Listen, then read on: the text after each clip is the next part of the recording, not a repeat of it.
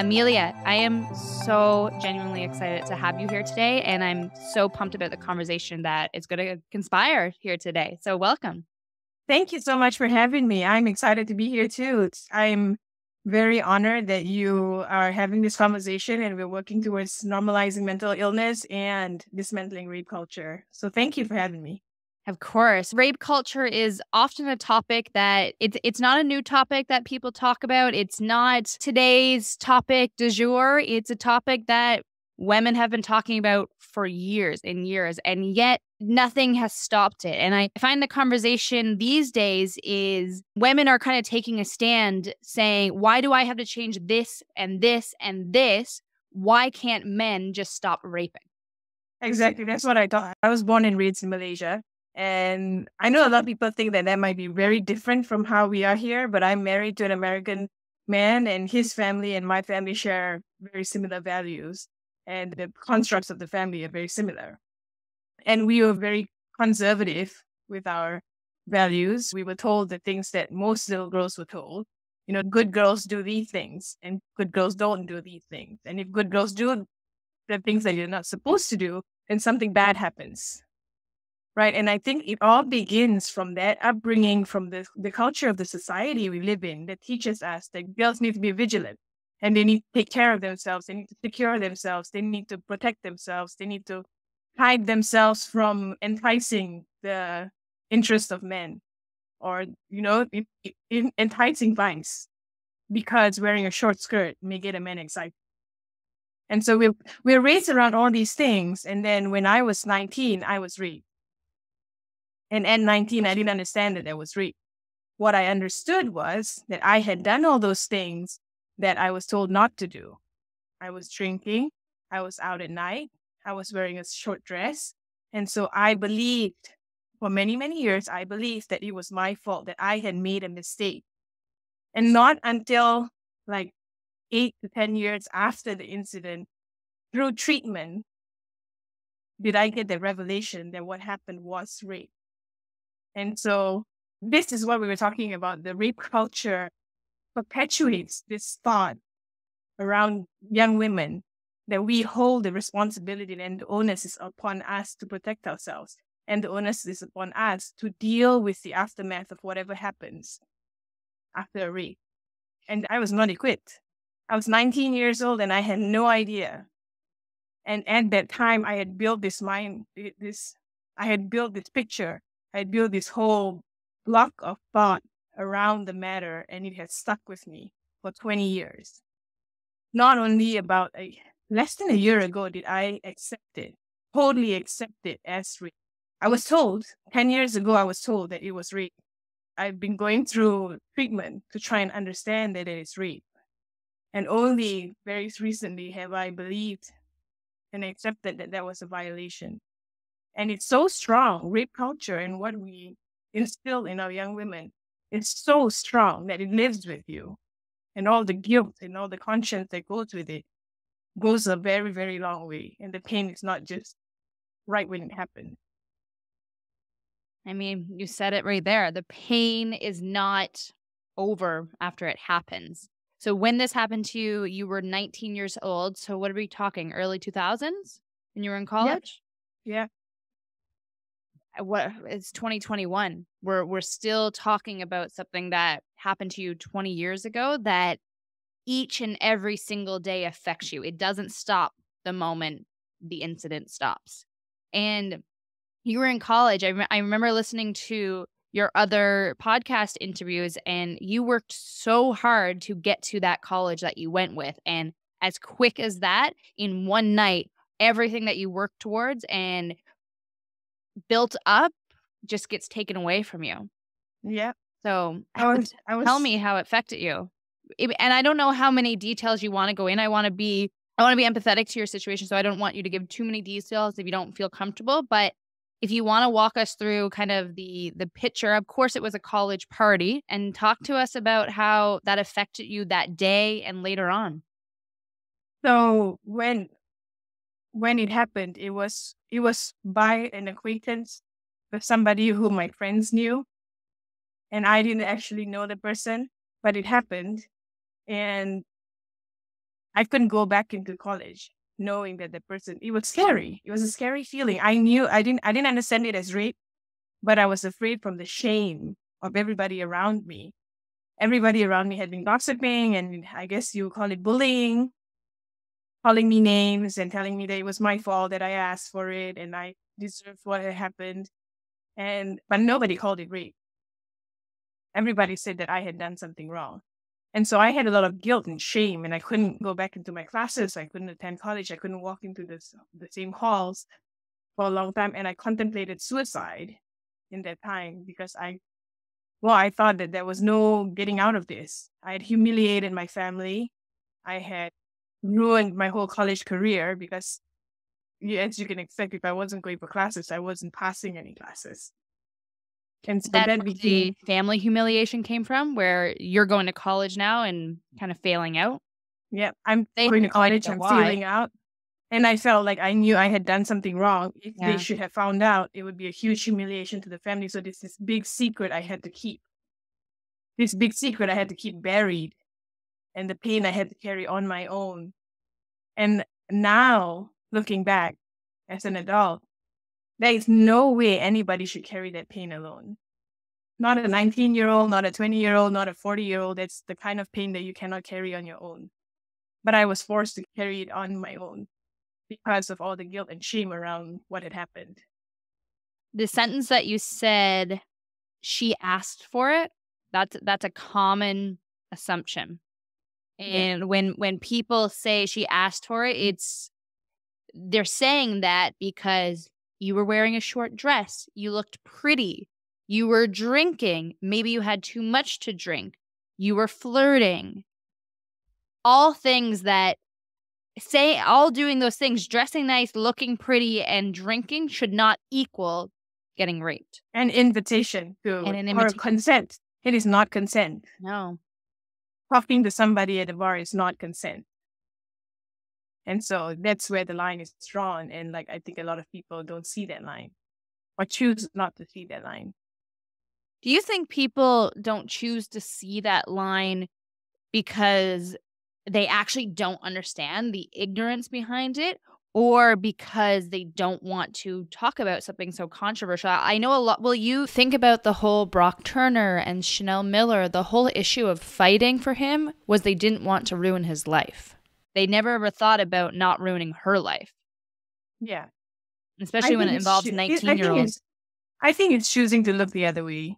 Yeah, I think it's easier. It's mostly it's easier because it makes people uncomfortable. Mm-hmm. When something like this has transpired, it's something that's uncomfortable and makes you kind of really edging towards outside your comfort zone about your values. You really go inward and inspect your own values, right? Self-introspection through what are my beliefs, what are my values, and do I uphold these values now that something is occurring before me? It's easier to say it's none of my business in the other way, rather than to get involved or to stop something from happening. Or the perpetrator obviously has knowledge of crossing those boundaries. I know. And during that night, and again, feel free to share any details that you want or not at all. During that night, after the rape happened, did you just leave the party? You said you didn't really understand what happened. Did you tell a friend? Did you grab a friend to leave? What happened? What conspired after that? Yeah, so I left. I Yeah. left and went home. Immediately? And I felt, of course, I left and went home immediately. And I was, this I'm telling, so I feel like I'm uncomfortable to relive every detail now just because I can't be doing that in every podcast that I'm talking to because it's hard to talk about. But it is in my book that I'm writing. And so if you're interested, anyone's interested, the details will be in the book. But essentially what happened was I left. I left and I was feeling dirty and nasty and disgusted with myself. That's the whole thing. I felt all these feelings for myself. I was disappointed in myself. I was disgusted with my body. I was humiliated. All these feelings were very internal and personal feelings towards myself. You took all the guilt and the shame and the ownership of the act all to yourself. That's the irony of being a strong woman, right? Like, I can handle this. This is my mistake and I'll make it right and I'll fix it. And so I thought I was being strong. And I thought I was being an independent woman taking care of my business. Mm-hmm. Something had gone wrong and I'll fix it. Something did not go my way, I'll fix it. I know how to do this. I know how to handle this. And those were the thoughts that were going through my mind as I was leaving the place. But now, looking back, none of it was true because it's not strong to hold in the pain. It's not strong to process this by myself when I didn't have enough information or help or understanding about what had happened. You were in shock, and a lot of times shock makes us very strong. And oftentimes being a strong woman is often our demise in situations like Yeah. that, because as you mentioned, you bottled up these feelings for the last 20 years and they've affected you every single day. During that time, did you tell anyone? I remember you mentioned that you told a counselor and basically they did nothing. I told one of my college professors, Yeah, professors. and she had said something along the lines that this is what you expect when you hang out with the wrong crowd. And so that was the end of that. And that again is rape culture. Your fault. It's rape culture. Victim blaming Yeah. was my fault. And there was no protection. There was no guidance. There was no mercy.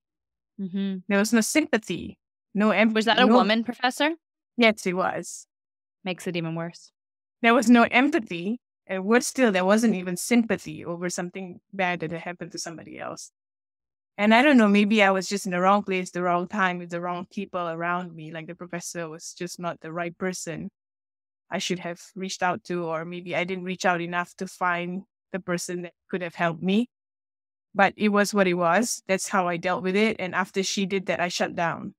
I didn't want to tell anybody else because then it reaffirms my belief about what everybody else around me was telling me and what I had self-imposed belief to myself, that I had to carry this humiliation and guilt because I had done something wrong. When you look back now, is there any option or way that you think anyone could or would have helped you? Rape culture is so profound then and now. I think the response from your college professor is pretty similar with responses today. It's a lot of victim shaming. It's a lot of blame. You asked for it. Who do we go to for help when something like this happens? I think the other part of our discussion, mental health, mental illness. And so I was suffering from PTSD all that time, and I didn't know until 8 years later when I was diagnosed. So I suffered 8 years through all these symptoms of PTSD, and then found out that retrospectively, all those behaviors and all those things that were happening were symptoms of PTSD. But you didn't know that Okay. until 8 years later. I did not know What that. were those symptoms that you were going through for 8 years? So I would have panic attacks. I would have flashbacks. I had trouble remembering details, and that gave me immense anxiety because that is a very disorienting feeling to have gaps in your memory. And so that was very Scary. traumatic for me. It was very traumatic for me. And so coming back to like what I think could have been different, I think that talking about mental health now, I feel like we're talking about it more. More people are aware about it. There are more help available. There are more facilities available. There are more professionals who are available. And I feel like had I gotten some guidance from somebody to get help from a counselor, understand what was going on, and help me treat that pain right from the beginning before it grew and solidified itself in my life and in my psyche all those years later, I think I would have been in a better shape had I received it when it happened. Yeah, because that college professor, she has no experience or skill set to help you cope.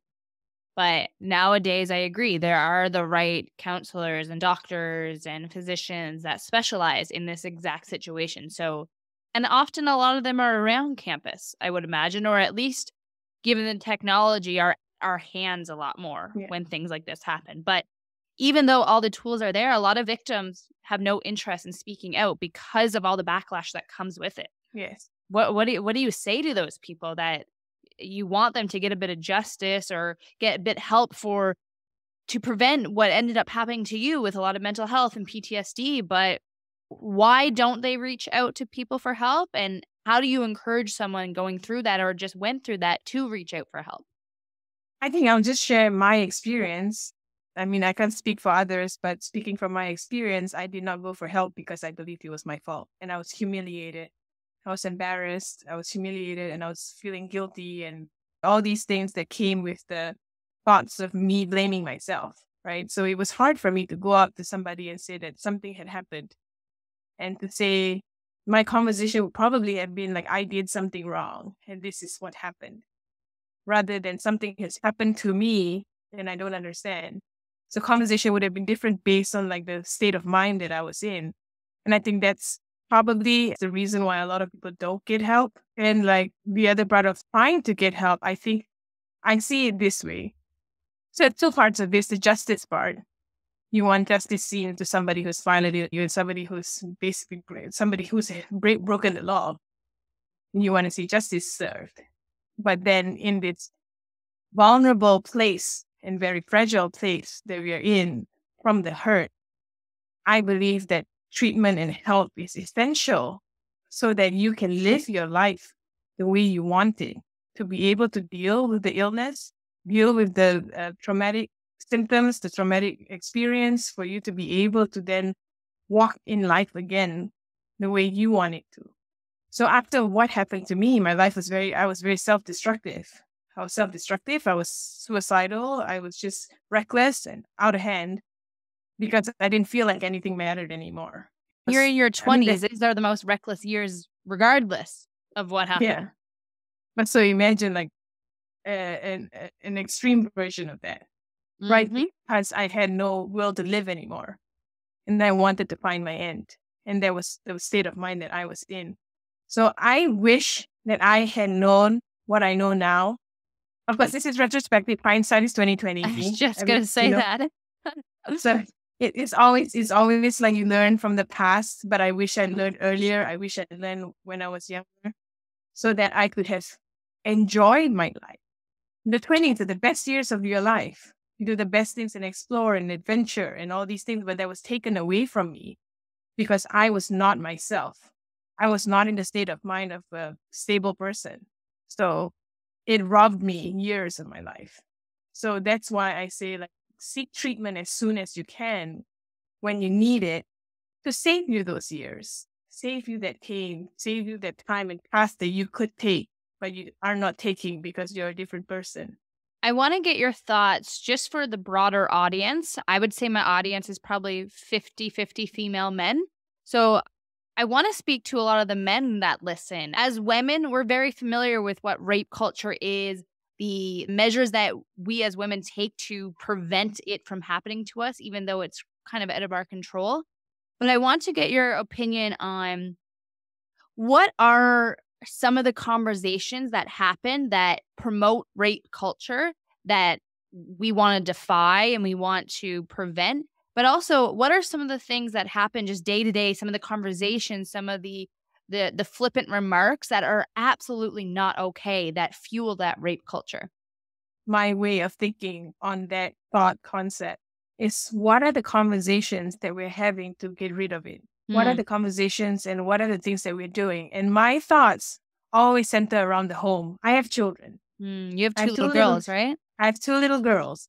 And I would say the same if I had two little boys, that the biggest lesson they can learn in rape culture is boundaries.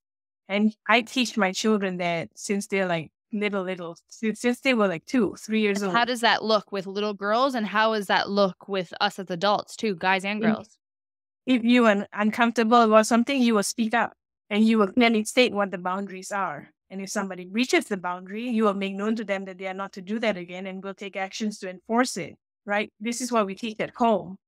And these children grow up into and become these adults who understand that. And really, rape is around boundaries. Learning boundaries, learning consent, learning no means no, learning that short dress is not an invitation, it's not consent. Learning all these things come from a basic lesson in boundaries. I'm sure there's a lot of other things that we need to learn, like to dismantle rape culture. But like to simplify the conversation for us today, I feel like boundaries is such an important lesson that we need to take from our children. And we need to like re-envision what boundaries mean to us. What have we been taught all these years about boundaries? And how are we respecting them or reaching them? Like, how do we then change our conversation and reframe our conversations and reframe our actions around boundaries?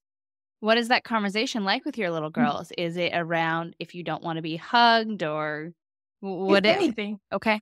if you don't want to share, that's your boundaries. No, I don't Okay. want to share with you. If you don't want to play with someone in the playground, very politely tell the person, no, I don't want to play with you right now. Excuse me.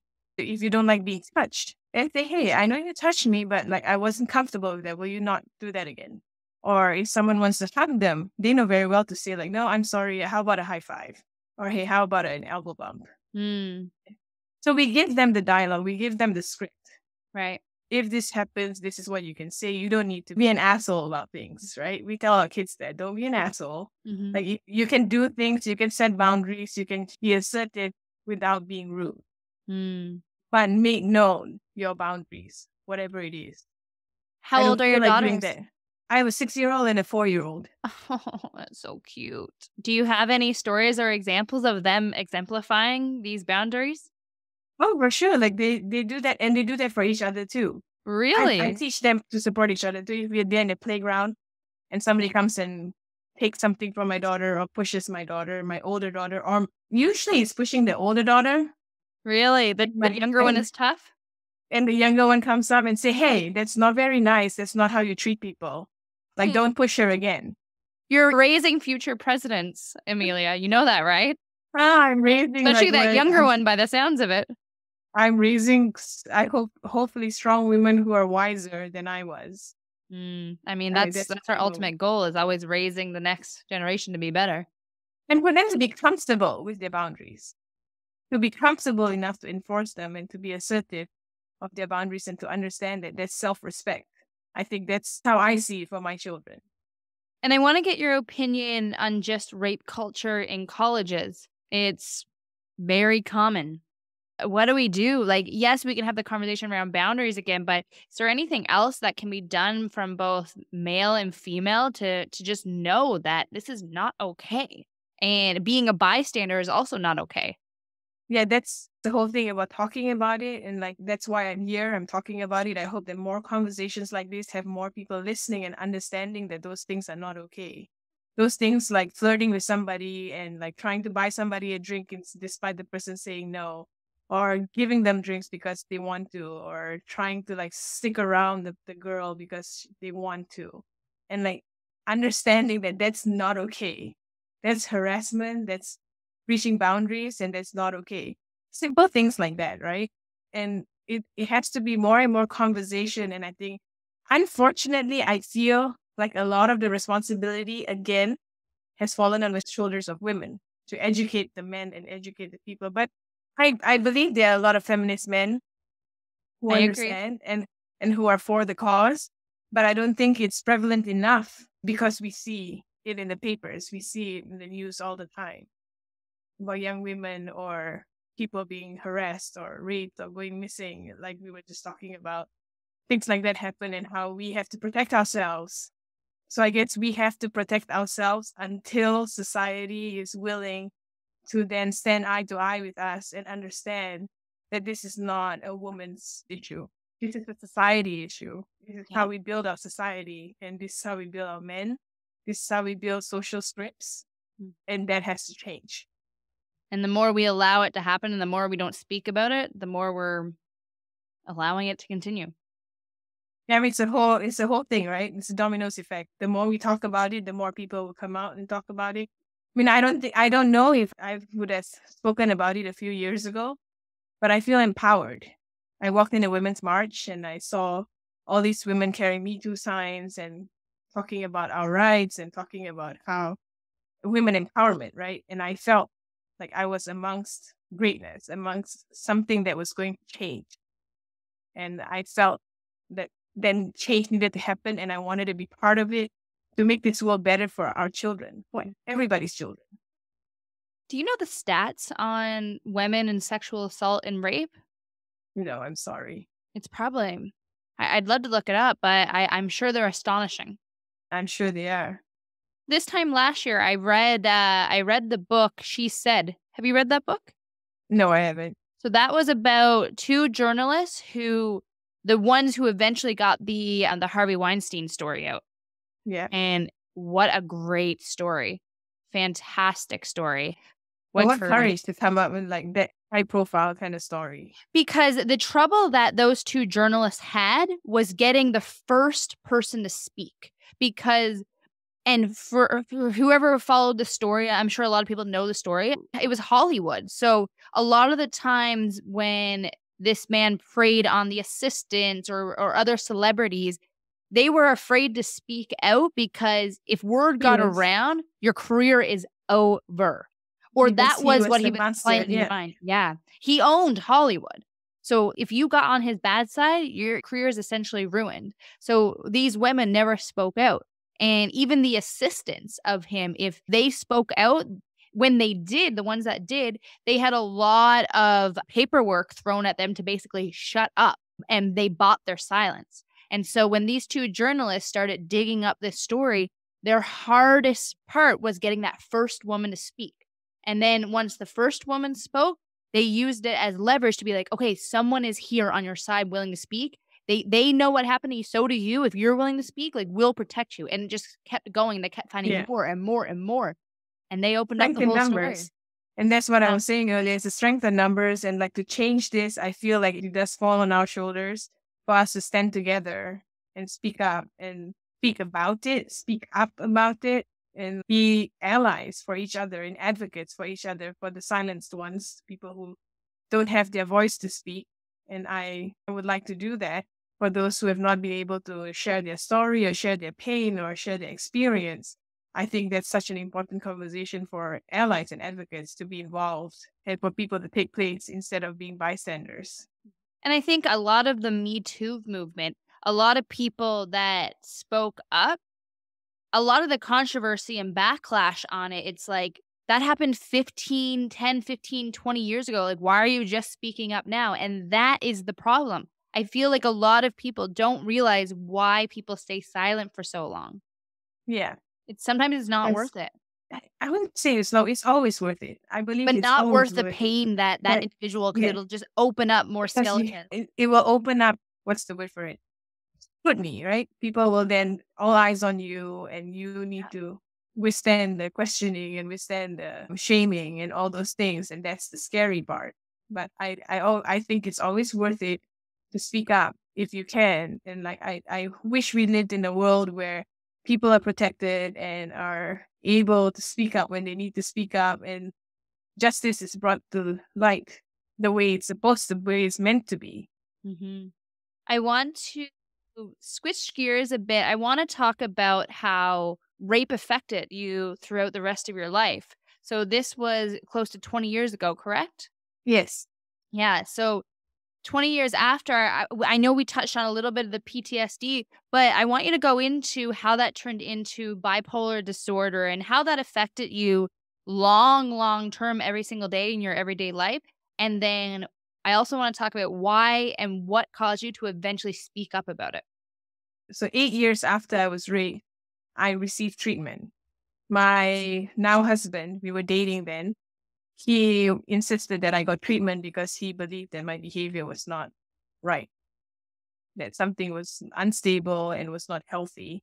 And so we sought help, professional help, and then I received the diagnosis for PTSD and bipolar disorder. So bipolar disorder has the biological factor and environmental factor to it. The biological factor is that people are genetically predisposed to having bipolar. So I may have had it, but it was latent. And then environmental factors are things like stress, immense stress and trauma that could bring it to surface. And so we believe that the rape had brought to surface my bipolar disorder because I had not presented any symptoms of bipolar disorder prior to the rape. And that trauma caused the bipolar to come out and to show symptoms. Yes. What, for people who don't know, what does bipolar disorder look like to the everyday person? So, for example, your boyfriend, now husband at the time, what did those behaviors look like to him?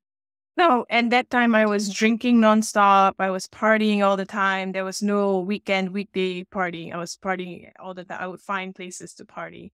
I Wow. was smoking incessantly because I was smoking incessantly. Not that smoking is a problem, but he hated smoking, and yet I smoked all the time. You didn't It care. almost like yeah, I didn't care. It was almost challenging, and I would do all these reckless behaviors. I get up on bars that no one else was getting up on bars. I would spend money frivolously, like crazy. I would spend thousands of dollars within a few days. And the Just person because. I'm talking to now, like, I Can, can't picture you having a second glass of wine, to be honest. oh my goodness. Like, so I'm trying to picture this, but I it think that just as a goes to show. compliment. I'm just teasing. But yeah, continue. But yeah, what a different So life you were living. it was very different. Those were my hypomanic episodes. And then I had major depressive episodes, is what defines bipolar 2, which is what I have. I have bipolar 2 with hypomanic episodes and major depressive episodes. And my major depressive episodes, I am blacked out. I can't do stuff. I'm in bed all day. I'm crying or not Wow. crying or just not having the will to live. I'm suicidal. All these things, they were very, very different. The That highs are was high and the the lows are highs are high low, and the by the lows are very sound of it. low. So it was very clear cut at that point because I was so volatile. I had not had any treatment yet. So once we started treatment, things started to change. And I guess that's who you see today, 10 years later. The product of 10 years of treatment. I'm stable. However, it doesn't go away. You still live with it For, every day. yes, for me, bipolar disorder is going to be something that's probably lifetime. Hopefully, I can stay stable. I work towards prolonging my stable states now. So I try to make sure I keep up with my drug therapy, I keep up with my talk therapy, I keep up with my lifestyle changes to make sure that things are stable and in place. And so that whenever I do get into an episode, it doesn't last as long or it isn't as high or isn't as low. Things are closer to baseline. And so So, that's how it looks like now. and you said drug therapy, so you're taking daily medication to keep it stable. Yes, And what was the second one you said? talk therapy. What is that? Psychotherapy. I see a psychotherapist and Talk we talk. therapy. Yeah. I've never heard it described that way. I like to say every time, like whenever I can, talk therapy is not talking to your best friend. No, It's it's not. not, That's wine therapy, I mean, like sometimes you feel good to let it out with your friends and laugh and cry and but it's whatever. But not things, productive. no, it doesn't change anything. If it does change, I mean, like I believe that I have very supportive friends, but I don't think that my mind changes because I'm talking to them. But when Right. I walk into talk therapy and I walk into talking to my psychotherapist, I feel I get the tools I need to manage my thoughts. And these tools I use in my daily life in order to process my thoughts so that I can keep them at baseline and nothing gets out of hand. And a lot of therapy, you're rewiring your brain in the way you react, in the way you think, in the way you cope. And you said the third one, lifestyle changes. So what are those? One, I make clear boundaries for myself. I'd say no when I understand that I cannot do something. That's something very difficult to do. Learning how to say no. Especially as someone who's went through everything you've went through. No, but also like just to say no to people. I mean, I'm very high functioning. I have 2 children. They're very active. We do a lot of things. My daughter has an environmental campaign and I run that for her.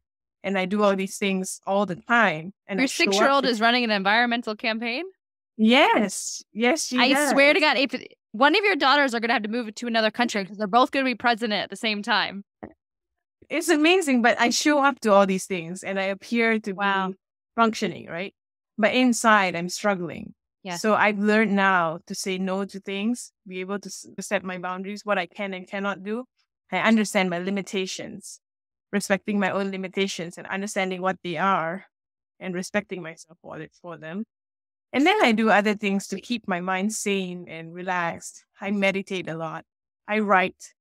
I'm a writer and I not only write my book, I write for expressive writing. I write on my blog or I write in my journals. I'm just constantly expressing thoughts to release.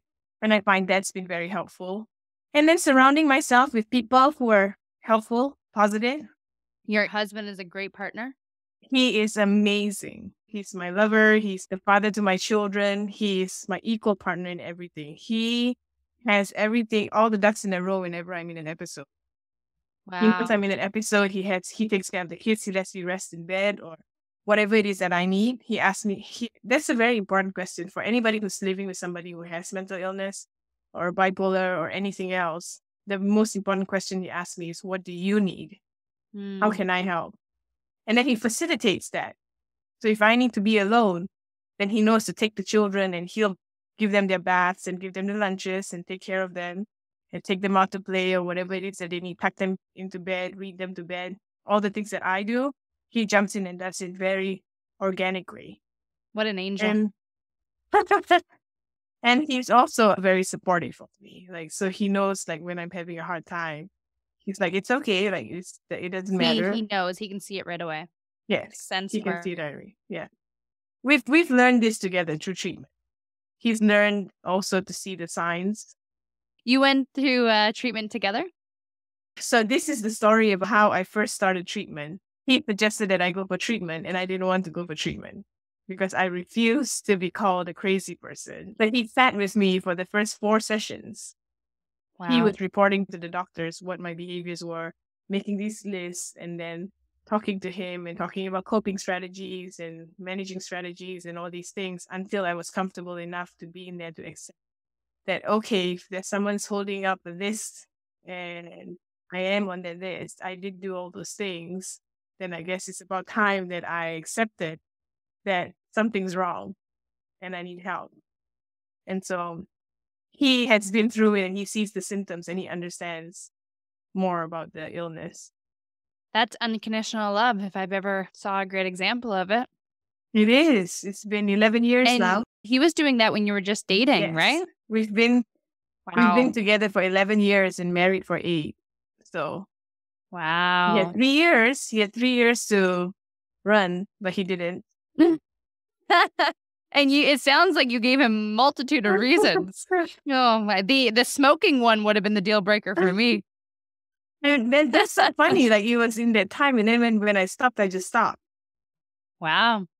Like it wasn't an issue. So it was all a mental thing. It was all a psychological Yes. thing of behaviors that I was just doing to challenge to actually just be difficult for no particular reason. Right. I want to talk about a couple more things. One thing I will ask is what sparked you to finally start to tell your story and start writing a book? And did you get any backlash from starting to tell your story? Not yet. I'm sure that's sure to come. Yes. So I've had a few trolls on my Instagram, and I guess that will come. They'll find you. That's not avoidable. But I started writing this book for my daughters Right. because I had this big story inside me, this big secret inside me that I held to myself that I felt like has built who I am today. And I want to share that with my children. I know it sounds strange because it's such an ugly story, but it's also a story about my becoming, what has happened and how I've grown and how I've risen from the ashes. And so I want my children to know this story. And so my husband is the one who suggested that I write a book. How do we clone him?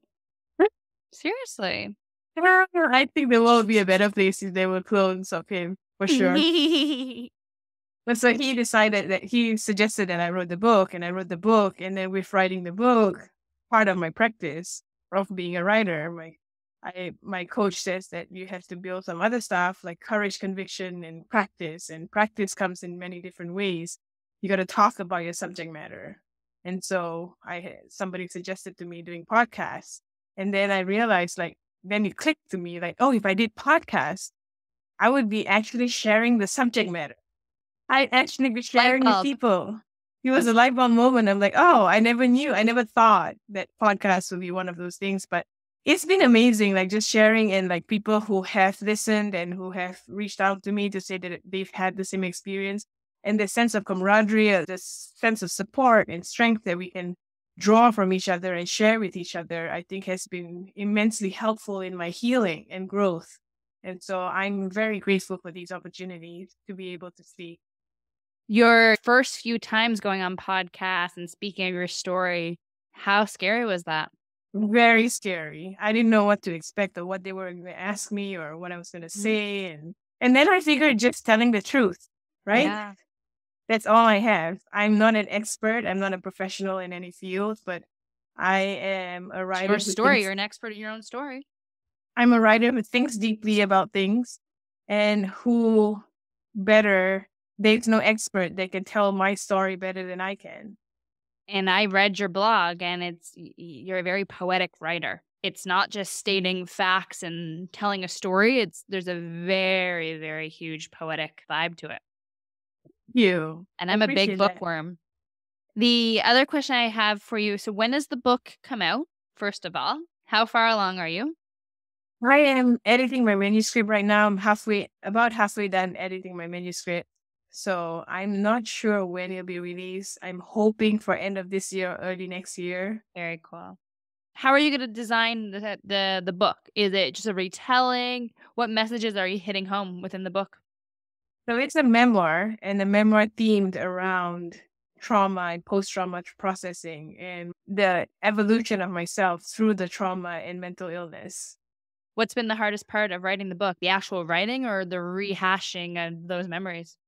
The rehashing, the re-editing. Actually, when I wrote out of memory and it came out and it was on the paper. But when I edit, that's when you really go in and think about deeply, and you try to expand more things and take away stuff. And then I'm looking at things closely under a microscope, and that's really hard. I'm in tears sometimes when I'm crying, when I'm writing, because And I there's have probably to a lot think of back. memories coming up that you initially blocked out, and they're coming up again as you really sit down and deeply think about Yeah, what would happen. definitely. I'm sure with any trauma, you could paint the whole room. Like, the smell, the sounds, like, you can describe it pretty well. That'll never go away. You should sell my book. You're describing everything in it. Like, yes, you will find all those things.